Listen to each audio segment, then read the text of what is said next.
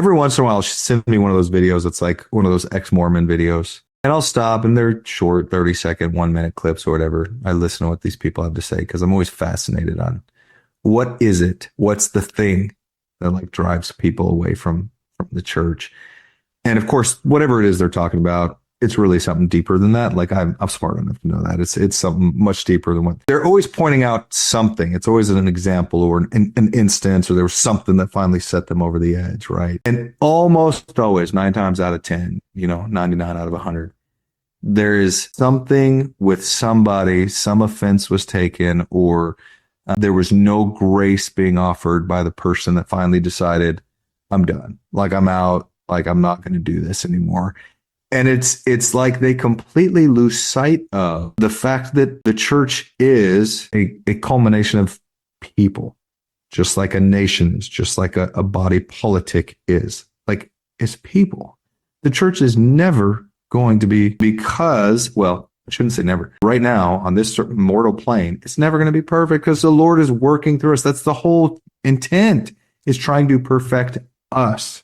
And so when we allow ourselves to get so easily, so easily offended, and we start focusing on the faults or the weaknesses of mortal men, and we start justifying our faith or lack thereof based on that, we're headed down a very dangerous path. And you almost always see that lead to somebody abandoning their individual personal faith and or testimony because they've allowed that offense to fester and to turn into more than it ever should have, not understanding the nature of how the Lord works.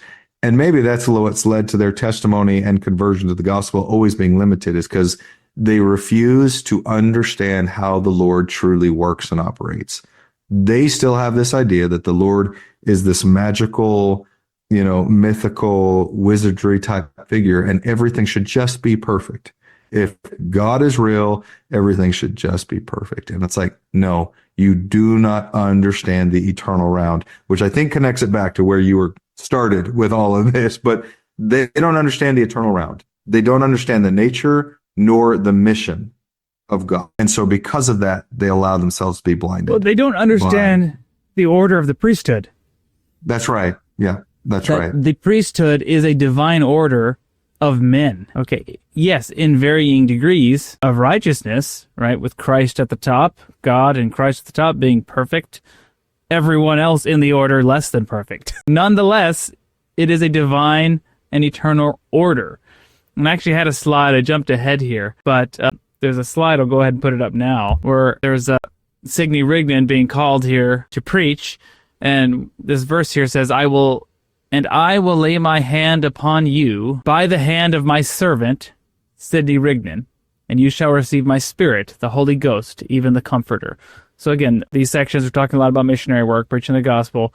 But I put this on here because I thought this is worded in such a simple way that demonstrates the priesthood order, the order of the priesthood. Because so this is the Lord speaking. He's saying, I will lay my hand upon you.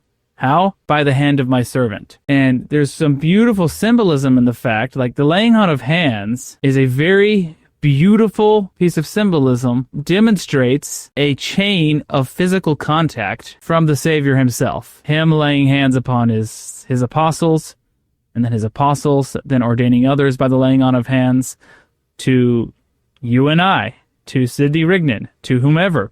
Right? When you receive the gift of the Holy Ghost by someone ordained, that there's a chain of physical contact going back to the Savior, where through those people, those servants who he's called. Thank you for watching. If you found this content spiritually enlightening, please like, comment, and subscribe. Like the gospel, these little things make all the difference, and it helps the algorithm push out better content for everyone to enjoy on YouTube.